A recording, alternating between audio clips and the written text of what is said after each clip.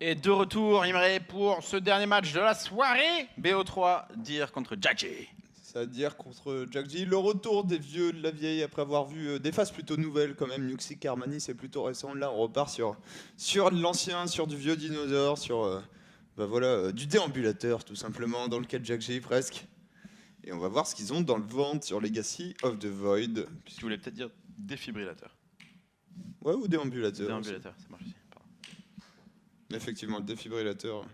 Pour parting MMA. Enfin, pour parting innovation et il y aura surtout le défibrillateur. Tili, tili, tili. Encore 300 watts. Tili, tili, tili. Effectivement, heureusement qu'il n'était pas en Corée du Nord, Imre. Sinon là, c'était goulag à vie. C'est ça. Déjà que là, la caisse pas gel. Tu viens de perdre un tournoi de StarCraft. Tu souhaites mourir. Tu cherches la mort. C'est qu'en fait, je crois que c'est la première fois sur StarCraft et Brood confondus qu'ils perdent l'équivalent du championnat du monde, quoi, par nation. Je veux dire, le WCG, que ce soit sur StarCraft ou Brood, ils ont toujours gagné. Ouais. Et même la BlizzCon, bon, pas le même niveau, mais c'est toujours un Coréen qui gagne à la fin. Quasiment. Toujours un Coréen à la fin, quoi. Normalement. Et là non, surprise. Surprise. Ah là là, on va en entendre parler, je pense, pendant des années. C'est pour ça qu'on aime Marine Lord. Des millénaires.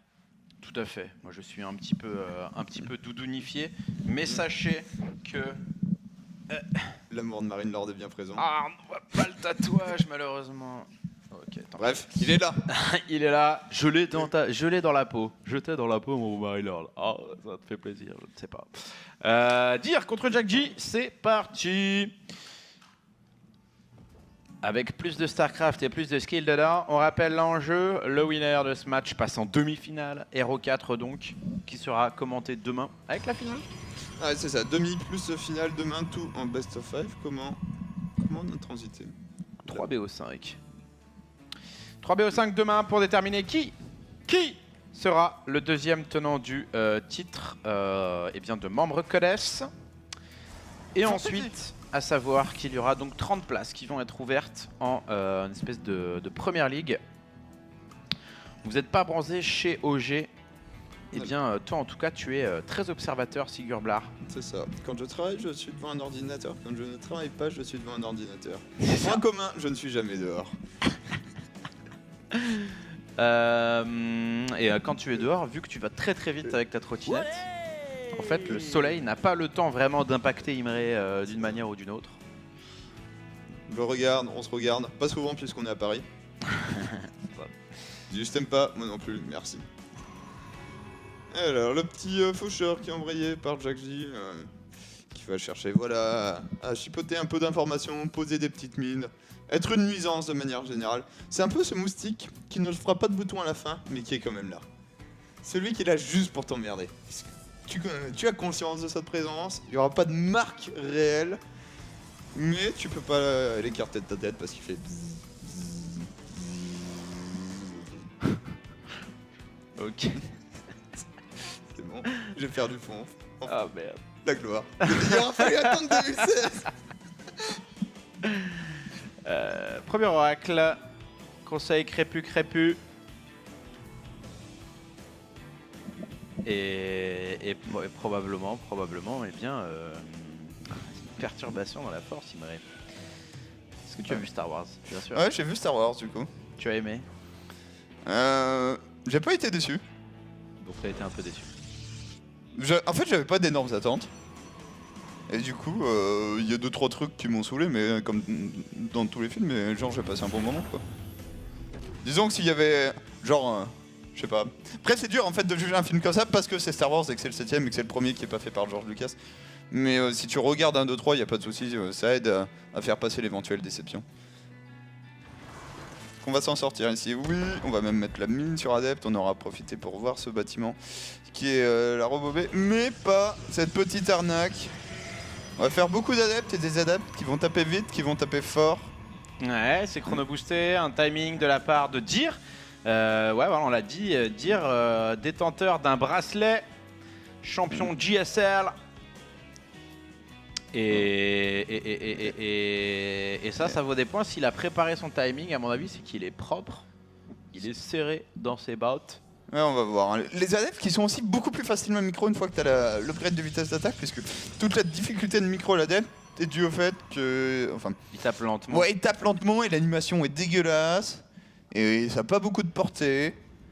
Genre, c'est pas facile d'attaquer avec un adepte, aussi débile ça puisse paraître quand on s'en prend beaucoup trop souvent. Quand t'as l'upgrade d'attaque, ça marche beaucoup mieux. Quand il est porté, il est encore plus efficace. Est-ce qu'on va voir ça? Moment de lose. Raté, je crois. Ah non, quand même. Surprise. La mine en dessous du War Prism, ça ne marche pas. Et là, Est-ce que ça marche est-ce que ça décale les unités en train de se faire warper? je ne crois pas. Mais je T'as pas sûr à encore tenté 100%. Mon Reaper survit rarement jusqu'au Warbrigade quand je fais comprendre. Et Un moment. t'es direct. Ok, d'accord. On est dans ce genre de game, Imre, là. Ça, On oh là. est sur du full adept into DT. Ouais, non mais Oh là, la mine. Ok, c'est vu. Oh mais les réactions. Scandaleux, s'il vous plaît. Le cyclone qui n'a même pas pu taper. Et là, Alors mets que deux c'est shots. Complètement son utilité. Et du coup, on pressurise, on l'a vu tout à l'heure, il y avait un immortel, c'était l'adversaire de Tiwa. Hurricane, du C'était coup. Hurricane qui avait tenté Sploosh. Cette fois-ci, eh bien, il y aura des Dark Templiers, les Stalkers qui rentrent à la maison. Bon, il était un peu en bois ce push, hein. Regarde, hop. Oh, le push en carton. Qu'est-ce qui se passe? Le seul côté positif plutôt pour un Dir qui va perdre son Ops, c'est qu'il a pas investi énormément. Au final, il fait une upgrade qui servira plus tard dans la partie. Il a rien perdu à part son Ops, c'est d'ailleurs le seul dégât infligé dans cette partie. Ça le met pas bien, mais c'est pas non plus la catastrophe. Surtout qu'en face, on est parti sur un build avec un troisième centre de commandement plutôt lent. Du coup, t'avais pas comme si t'avais déjà pris un retard économique. Absolument pas, surtout avec cette B3 qui est en train de se finir. Et puis voilà, on a des bons hommes avec des caps alors que les IB ne sont pas lancés. Est-ce qu'il y a des scans? 38. Ouh, la lose. Ouh, la grosse lose. Mais tu es censé perdre là, Jack J. On va voir comment il s'y prend, dire. Mais il peut juste gagner la game avec ses DT. Le problème, c'est que pour l'instant, il a l'air de les laisser à la maison. Donc ici, on est en train de récupérer un scan. C'est fait. Ah, ça, on n'a pas vu. Oh, ça va être moche. Alors là, c'était dommage. Ah, la mine qui a été bien positionnée. La sanction automatique. Ce libérateur qui n'a pas tapé. Et du coup, les DT qui n'ont pas fait de kill, alors qu'il n'y avait pas de scan. Et pas d'IB, quoi. C'est ça le pire. Ils ont été vus ensuite, les DT. Quoique, pas Là, sûr. il va pas scanner le DT en plus. Il vient de voir le DT en plus. Oh, le DT qui revient dans le scan. Dommage. Attends. Non. Ok. Ok. Ceci dit, On s'est rescanné. Oh là là là là là là là là. 1400 Il y a eu 0. aucune perte. Jacques J qui s'est fait pousser du skill quand même hein, depuis 2012. Ah oui, non, là la game parfaite, mais à tous les niveaux. Jack J, notamment, il a. D'où il est encore en vie ce faucheur? Non, parce que le faucheur a eu le temps de scouter la robot, le Warprise, puis la B3. Genre autant d'informations qui sont vraiment cruciales dans le développement de ton plan de jeu. Et toujours en vie. Et là, il revient faire le malin. Et ce coup-ci, il va le payer de sa vie. Sauf Voilà. qu'il confirme que c'est gratuit par ici, vu que tous les stalkers sont de l'autre côté. C'est ça, et on vient d'avoir le Steam, les upgrades qui sont bientôt attends, terminés. Le Mothership Core. Mothership Core au tapis, Dirk est en train de prendre double. Vous êtes bien en GSL, welcome to Korea. Ouais. Et voilà. Dior n'est pas Marine Lord, malheureusement, donc il perd. Car son adversaire est coréen. Chose qui marche à chaque fois dans un match entre coréens. Il y a un coréen qui perd à la fin, c'est comme dans les PVP, ça se finit toujours bien. Il y a un protos qui meurt. Faut voir le bon côté de la chose. Alors, dire quand même qu'en se débarrassant du drop, normalement, rééquilibrer un petit peu les pertes. Un tout petit peu, hein. Infliger ses premiers dégâts. Prend sa B4, pose son archive des Templiers.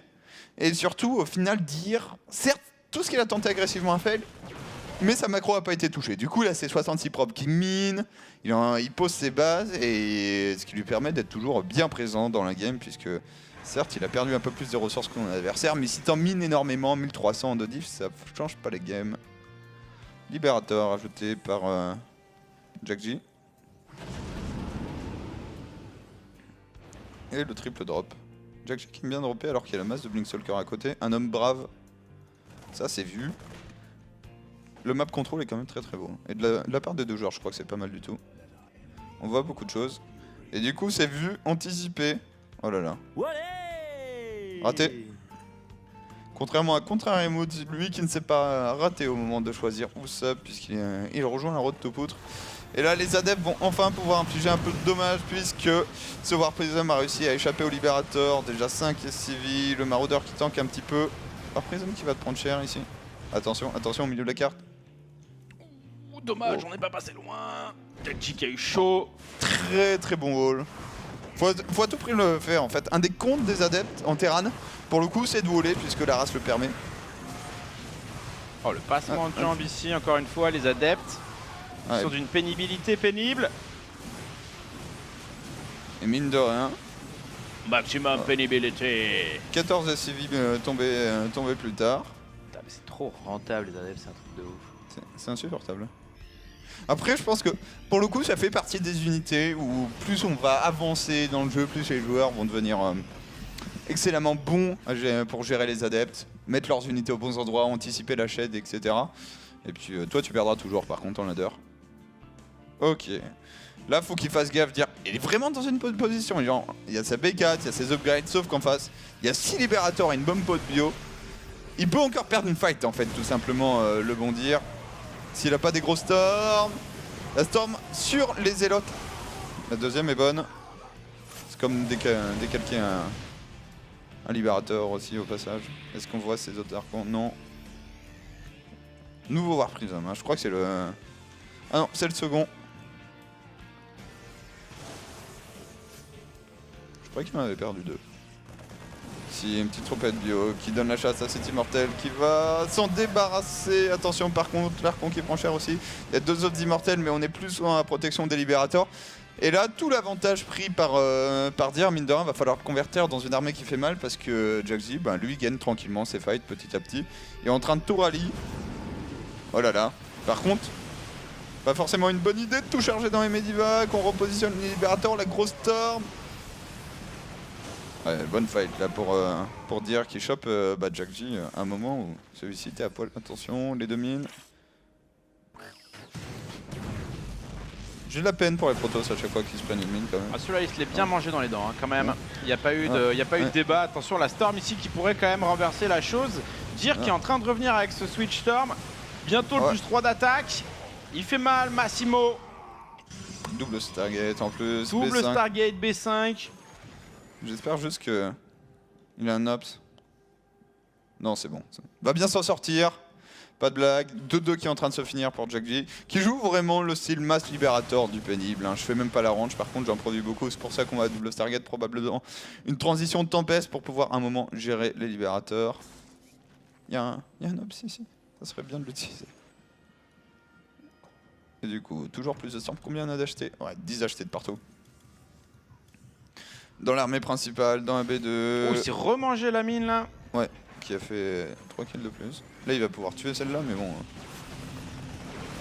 Attention, il y a un manque de respect certain de la part des mines sur cette map. Ouais, faut qu'il fasse gaffe, puisque mine de rien, bah, ça prélève et Jaxi va finir par poser sa B4. Et surtout avoir le mass libérateur qui fait que si on a vraiment trop, si t'as pas d'unité aérienne, il y a un moment où tu peux rien faire. Genre quand on atteint des comptes absolument scandaleux de libérateur, ça a tendance à faire un peu trop de dégâts s'il se regarde en chien de faïence. Et Dir qui cherche toujours une opportunité. Dir, j'ai du mal à voir où est sa pop en fait. Il y a ces 73 probes. Je pense qu'il y a beaucoup d'unités à la maison. Ouais, voilà, des achetés, des zélotes. Une bonne troupette ici. La mine qui retape tranquillement. Se fait stormer 2 fois pour la tuer une mine. Et le petit move. On a vu TY est très énorme hein, sur cette carte. Avec ce petit move. Libérateur plus Medivac. Ouais. En face on a rechargé Warprise. Il n'y a pas de tourelle ici. Il y a clairement moyen de... c'est l'équivalent d'un Doom Drop amélioré en fait. Hein. C'est ça. Parce que si tu balances le bon libérateur saut piquet à la viande, aux légumes ou au poulet, saut piquet. Attention. Ah, le problème. C'est comme une fête qui se mange au tramé. Les VCS sont coincés du côté des Zélotes. Laissez-nous rentrer, laissez-nous rentrer, Lol. laissez-nous sortir. Est-ce qu'il va vraiment dropper là-dedans? Non, Jack G. Oh, Peut pas, du coup on s'est fait quand même sanctionner un Kaboom, mid gratuitement. Storm, voilà. Storm Voilà, fait là on civil. parle. Now you do it. L'APF qui tombe. Allez, encore un petit. Attention par contre à pas trop rester dans la rente des libérateurs, ici le drop qui a quand même fini par être posé sous des storms, mais il y a également les libérateurs qui sont en train de libérer justement. Et là Jack J se retrouve avec une énorme armée et plus d'économie. Va falloir arriver à traverser la map très vite et infliger du dégât pour le joueur Terran. Convaincre son adversaire de rester dans les libérateurs comme ça, c'est un bon début. Inflige un peu de dégâts et voilà, on traverse la map de l'autre côté, au moins sanctionné à B5. Il y a 4 photons mais l'armée est de l'autre côté pour le pauvre Dir. Et reposer rapidement une station orbitale. Transition en tempête qui a été commencée, on rajoute même une deuxième Stargate, du coup il y en a une des deux qui a été snipée. Là, est-ce qu'on peut défendre cette base? Oh là là, libérateur déjà en position, très bon positionnement là de la part de Jack J. Faudrait faire le tour mais ça te prend tellement longtemps de faire le tour. Et du coup tu viens dans un libérateur gratuitement, les storms. Le problème c'est que tous les templaires meurent quand même. Là, quand même. Ah là, une équipe de sniper qui repart avec 4 templiers gratuits, mais derrière il y a encore lourd, il y a Massimo, il y a le bon et il y a le bon double archon aussi qui est là. C'est ça, et surtout on a un Dir là qui en 2 cycles de war peut dépenser, repasser loin devant en population, hein, les des ressources. Je me demande ce qu'il attend. Ces quêtes sont actives, on n'est pas pressé, on fait des HT quelque part. On retraverse la map, oulala, cette pop ceci dit, c'est pas la pop de luxe. Je sais même pas s'il a plus d'une ou deux storms, il y en a une ici. Mais du coup il va perdre un stalker, son archon va probablement y passer. Ça micro sec. Ouf. Oh là là là là. Oh là là là là là là. Commence à pleuvoir hein, Coup de nez dans le genou là. Jack G qui se met face au mur et qui tape très fort avec sa tête. Et le mur gagne. Il s'est quand même mangé la douche bien comme il faut là, la petite douche de Storm. Gratuité. Et ça part sur du tempest de l'autre côté de la map. Tranquille, bon, dire qu'il est là, bon bah de toute façon c'est par late game. Moi j'aime bien les tempêtes, ça fait du dégât. Ça fait du gars, ça permet de forcer le joueur Terran à bouger ses libérateurs en fait. Le problème c'est que si c'est bien anticipé par un joueur comme Jack J, il peut abuser de sa mobilité désormais. Quand tu rajoutes les tempêtes, ton armée est tout d'un coup beaucoup moins mobile. Et rien n'empêche Jack J de juste jouer une forme de drop permanent pénible à base de trade base. Ok, on a vu les 4 medivacs et du coup on décide quand même d'y aller sur cette base. Ce n'est plus une PF désormais, il y a les 2 tempestes. On se débarrasse d'un libérateur, une mine qui arrive quand même à taper. Ah, parce que là le drop il va faire mal. Hein, celui-là. Est-ce qu'il y a assez de marines cependant? Je crois qu'il n'y a pas assez de marines. On va voir en tout cas. Ici, il y a de quoi en tout cas pénibiliser maximum. Tir à l'assaut, GG. Ouais, GG puisqu'on était en train de se faire nettoyer ici. Good game lâché par le bon Jackie. Alors que ça partait en B6 quand même. Donc ouais non, un Dir qui est bien chaud, qui a bien surmonté et qui a envoyé les 3-4 douches de Storm de l'infini quand même. Je pense que ça va bien aider. Ouais c'est ça, hein, dire pris des bases, fais des storms, et puis quand tu prends des bases, ben, du gaz t'en as, des ressources t'en as. Il a pu balancer des unités à la tête de son adversaire et à la fin ça finit par payer. Et alors du coup pour cette dernière map, qu'est-ce que tu penses? Big up Ezen. Dir ou Jack G pour passer là, en termes de level? Je coupe du bois. En termes de level, je dirais Coca. Je sais pas si quelqu'un fera une plus belle photo que celle-là. Fucking redneck quoi. Mais je trouve que Dir joue vraiment très bien Legacy of the Void pour le coup. Sa manière de prendre des bases constamment, de mettre sous pression son adversaire. En fait, il gagne la game économiquement quoi, en sanctionnant à plusieurs fois la B4 et même les CV. En général, tu me diras quand t'as des adeptes c'est plus simple. Mais non, j'ai vraiment été impressionné par Dir là, donc on va voir. Ouais, on va voir ce que ça donne. Attention, dernier BO3 de la soirée. Vous êtes là, vous êtes concentrés. Match entre Dir et Jack G. Le vainqueur de ce BO3 passe donc en demi-finale et jouera demain à partir de 19h. Donc, avec les 2 demi-finales en BO5 et la grande finale de ce tournoi de qualif, également en BO5. Et c'est parti. C'est parti pour ce qui est peut-être la dernière game de GSL de la soirée. Ah, il faut bien qu'il en récupère une, Jacko là. Bah, ça serait appréciable. J'apprécie vraiment les games pour l'instant. Et que ça soit la GSL, les Nation Wars, Vraiment un jeu de qualité Legacy of the Void, surtout avec des joueurs comme celui-là. Protoss Bleu, Team Samsung, ces deux partenaires se sont inclinés. Aujourd'hui, va-t-il faire de même ou passera-t-il en demi-finale? Il s'agit de dire. Et en face, Terran Rouge, en train de prendre un peu trop de gaz sur une seule base. Jack J, pendant que Mephisto 88 rejoint la road de poudre. The Poutre Road.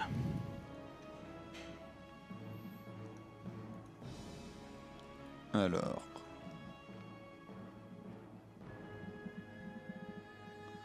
Hop là, Dire qui va expandre du coup, et le double glace chez Jack J, c'est très souvent indicateur d'un bon petit build, une base des familles. On va voir si c'est vraiment le cas, mais ça a été...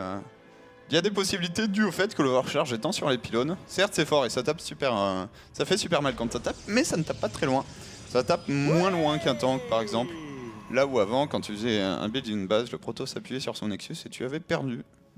Caradoc, qui est là, avec ses punchlines. Tu regardes toi De temps en temps, disons pas de manière régulière, plutôt du genre à faire 2 saisons en une soirée que... Kamaté ce soir, que dalle. Allez, 12 heures de Camelot. C'est ça que d'être constant.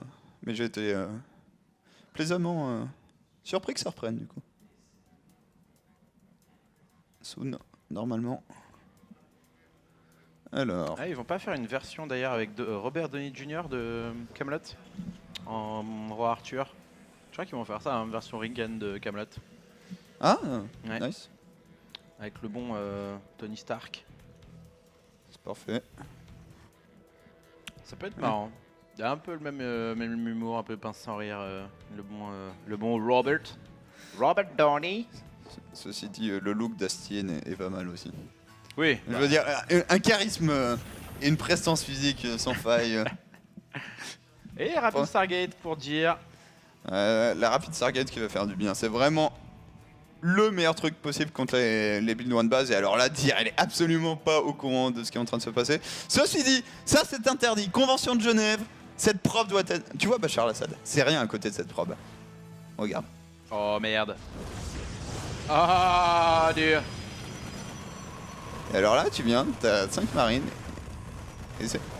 Et t'es content d'avoir 5 marines. Faut virer la probe, faut virer les pylônes. Et surtout, faut pas être à côté des pylônes quand ils sont finis. Mais là, comment il fait pour envoyer ça à... Là, il peut cancel. Enfin, je sais pas, maintenant il a 2... Et la défense de Jack qui est pas mal, hein. La défense est très bonne. Comment tu fais pour... il faut qu'il passe par la droite, là. Je pense que là c'est QI, je pense. Et en fait, il peut pas vraiment... Il se fait contrer comme un noob. C'est ça qu'on va me dire? Ouais. Ah, il hésite à y aller, le recall.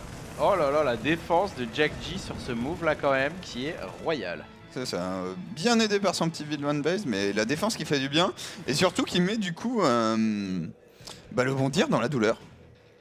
Parce que Dir était censé poser son agression face à quelqu'un qui lui joue encore plus agressif. Alors il choisit de faire un oracle. Avant les Phoenix, les Phoenix auraient vite fait même un gros stop au Medivac. Le problème, ça aurait été un éventuel enterrement de la mine. Et de l'autre côté, qu'est-ce qu'on a? Une troupette de marine, un premier cyclone.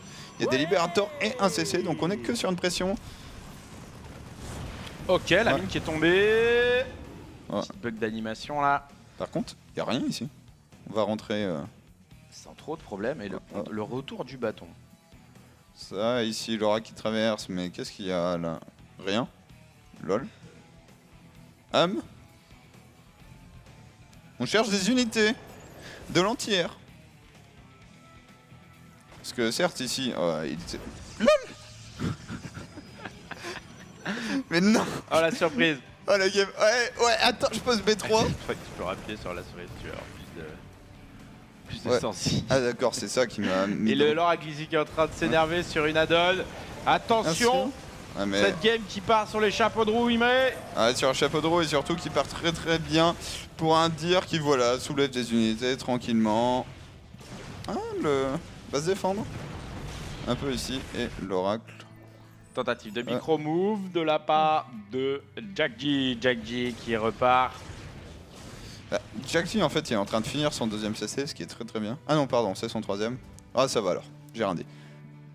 contre le troisième Nexus de ton adversaire. On va donc se concentrer sur les cartes supply pour expliquer que la menace est réelle et bien profonde pour le pauvre Jack G qui, voilà, avec un build, on va dire, pas convaincant sur ce coup-là. Bah, il a pas fait de dégâts en fait, il fait quoi en shiftel? Et après tué 3 probes. Ouais. C'est Alors peu. qu'il a perdu CS si vite quand l'oracle a traversé la map. C'est bien Ouais. trop peu et du coup, il se retrouve Attends. largement derrière. Comment est-ce qu'il peut remonter là? Je sais pas s'il peut remonter, il est trop dans le mal là. Là, c'est une game qui est longue, qui est pénible, où tu campes et tu campes toujours. Et tu pries pour que ton adversaire s'empale. On va voir. Un terrain coréen qui font beaucoup de mines. Là, on voit pas mal de tanks de la part de nos joueurs européens, notamment U-Thermal et Marine Lord. Et les mines qui ont quand même un potentiel non négligeable de blague. Vous avez vu un petit truc passer. Alors, est-ce que c'est dans structure? Oui, c'est dans structure. Voilà, la stase. T'as une unité qui arrive, hop là, ça se déclenche, ça gèle tout. Tu es invulnérable, mais tu ne peux absolument rien faire. Du coup, tu te retrouves avec la moitié de ton armée qui attaque. Phoenix qui contrôle l'espace aérien ici. Oh bah. Ouais. Trade bien dégueulasse. Ça, c'est bon pour Jack G. Ceci dit, ça change pas grand chose avec grandi sortie de game. Ah oui, non mais là il faut arrêter là. Ça, c'est bien moche. Bah alors Hein? dire, qu'est-ce qu'on fait? Imitation de TKL. En pleine GSL. Ah, gratuité du taunt. Imré, voyons, on n'insulte pas les absents. Pourtant, ils ont toujours tort. Ouais, mais bon. Ceci dit, moi je l'aurais pris comme un compliment pour TKL. C'est la première et dernière fois qu'on le compare à Dier, je pense. Et il en rajoute. Imré, tu es salé ce soir. Et la défense de Jack G qui va, hein, de toute façon, péter pour péter, autant poser B3 et il va essayer d'infliger du dégât, mais comme on l'a dit là, une win relève vraiment de l'exploit. Ouais. Oh quoique. Ah bah, j'allais dire, que- tiens, s'il avait le sim, on pourrait faire des choses. Ouais, parce que là le prisme était plein et tout, il n'y avait pas de warpin, donc il aurait presque pu choper cette armée au sol. Hein. Ah non, il y avait Rien n'est fini, j'ai l'impression que tout est encore à jouer dans cette game. Oh, la mine. Le bon Jackie, qu'est-ce qu'on fait Jackie? Petite téléportation Les shades qui sont là, beaucoup de stalkers qui se warpent néanmoins. Ouais, Stalker, ça va être plus compliqué quoi que la mine qui connecte. Pas de révélation. Ok, pour on le remonte. moment. Le problème, avec autant de Stalker, est-ce qu'il peut se sauver? Sa station orbitale. Nope. It's a no. Et- It's a no. There is no saving possible. Et plus de zélotes qui sont warpés. On a finalement la révélation. Lops qui est là. Et le wall de notre ami Jack G qui va commencer à céder. D'autant plus que le blink est fini. Là, il y aura même pas. Tu vas même pas vraiment gratter. Puisque Dior va pouvoir tout simplement kiter, blinker un petit peu ses stalkers quand ils vont commencer à perdre leur vie. Faut que ces 3000 fassent un miracle. Déjà pas mal ce qu'elles viennent de faire. Mais pas suffisant pour l'instant. Quoique. Est-ce que le hold miraculeux? Non, blinking, il n'y a plus que 4 maraudeurs, les renforts qui arrivent pour le bon Dir qui va vouloir Et le GG. Good game. s'imposer sereinement. Bravo. Et dire qu'il nous fait un 2-0 propre. Hein. Il a l'air bien chaud pour cette GSL. Ouais, Dir bien chaud du coup, qui devrait affronter Myungsik du coup, donc petite finale PVP d'un côté, petite finale demi-finale pardon PVP d'un côté entre Dir et Myungsik, demi-finale TVT de l'autre entre TY et Bunny, ce qui promet un petit peu, puis du coup un bon petit TVP pour finir cette GSL. Pour la finale, ce sera demain. Ce sera à partir de 19h. Soyez là, soyez chaud. Et c'était des bêtes de game. Ça permet de donner, d'avoir un petit avis sur les joueurs coréens, où est-ce qu'ils en sont. Le planning de la semaine, bien sûr, début janvier 2016. Voilà, du coup, c'était les cartes finales aujourd'hui de la pré-saison Week 2. Demain, ça sera les demi et la finale. Jeudi, on aura un petit best-of Holy Moly tranquillement, avec des joueurs notamment qu'on devrait retrouver en Codes. Et on commence ensuite le Coda, tout simplement. Vendredi, le Coda, du coup, c'est le tournoi en fait de qualification pour le Codes, qui lui est le tournoi principal avec 32 joueurs. On a pour l'instant Hero. On attend de savoir qui entre du coup TY, Bunny, Dir et Myungsik le rejoindra. Et ensuite, on a 60 joueurs qui vont s'affronter face à face, best of 5. Et ça commencera avec Buell contre Live, Sorry contre Cure et Dream contre Yoon pour la première pour la première journée. Ça fait bien plaisir. Grave, et dimanche, le Gaming Star League, avec donc plus de noobs qui se mettent sur la gueule. Et ça aussi, ça va être funky. Ouais, ça va être bien drôle. Je crois qu'il Mac aussi. Ouais, les Calif Mac qui seront en fait la première étape pour nos joueurs français sur le nouveau circuit WSS. Donc ça permettra de les suivre, de discuter du format avec vous, tout ça. Grave. Puisque voilà, un petit Drogo qui annonçait que l'objectif c'était quand même 4 Français à BlizzCon. Attention, c'est posé, c'est 2 petits Drogos. Et l'invitation, elle est là, l'achievement unlocked, c'était à 2000 subs, donc on est déjà à 2500. Samedi 30 janvier à 18h, c'est rue de Dunkerque à Gare du Nord à Paris. Donc le Bellucci's qui nous accueille pour une grande soirée sous le signe de l'alcool et du pixel. Le Bellucci's. Donc vous pouvez venir si vous êtes abonné, donc si vous êtes sur la liste d'abonnés le jour J. Et vous pouvez venir avec un +1, voilà, qui pourra rentrer. Par contre, il n'y aura pas de place pour un +2. Et donc, ça va être bien fun. Oh. Donc, n'hésitez pas à venir. Les casters seront là. Il y aura des petits stands de jeux. Si jamais vous voulez régler des 1v1, des 2v2 qui sont latents comme ça, qui méritent d'être réglés en compagnie. Et en bonne compagnie, on l'espère en tout cas. C'est donc le 30 janvier. N'hésitez pas à faire les déplacements, ça va être fun. On sera là. Il n'y aura pas forcément de match commenté, même s'il y aura du StarCraft sur les écrans. Mais c'est surtout pour tchatcher, pour discuter, pour s'amuser ensemble et pour faire la fête. Donc voilà, c'est le 30 janvier, une 3e fois, je l'ai dit. Et on espère vous y voir nombreux, du coup. Voilà, pour Bellucci, désormais lieu de résidence secondaire. Ça fait partie des lieux. Il y a 2-3 lieux de résidence secondaire maintenant à Paris, ça, j'avoue. Il y a des lieux d'after assez fréquents. Et le prochain palier, c'est donc l'OGSL Inter à 750 et à 2500, la refonte du plateau. Qui a été du coup atteinte hier, la refonte du plateau à 2500. Voilà le nouveau plateau qui permet d'envoyer du lourd. Là, vous vous en rendez pas compte, mais il a déjà bien changé ce plateau. Mine de rien, ça fait plaisir quand on travaille dessus. Ouais, mais il a déjà changé de sens. Ouais. Il était comme ça, il est comme ça. Alors voilà le détail maintenant de la road tout autre. Pour l'OGSL Inter, il y a déjà des gens qui ont confirmé qu'ils étaient très très chauds, notamment Todd et Roti. Roti qui est d'ailleurs dans la plus grande difficulté puisqu'il a un pari face à Todd. Qui est d'ici la fin du mois de janvier, il était plus haut que Todd en ladder. Comment dire ? Faudra commencer par être GM, Roti. Parce que là, c'est pas facile en ce moment. Et du coup, on va faire une petite pause et on se retrouve juste après pour...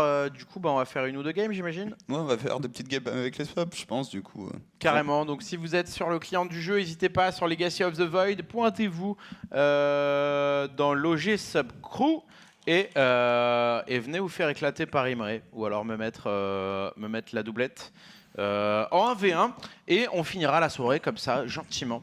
Donc avant de lancer les rediffs vers 23h, quelque chose de la sorte. Et du coup, si vous êtes sub, si vous êtes nouveau, puisqu'on a eu beaucoup de nouveaux subs récemment, que vous vous demandez ce que c'est l'OG Sub Crew, il faut juste harceler vos modérateurs préférés, à savoir Karotsama et Voldozer sur Twitch. Donc envoyez-leur un PM pour qu'ils vous invitent dans le clan en fait sur StarCraft 2, Battle.net. Absolument rien de compliqué, c'est juste.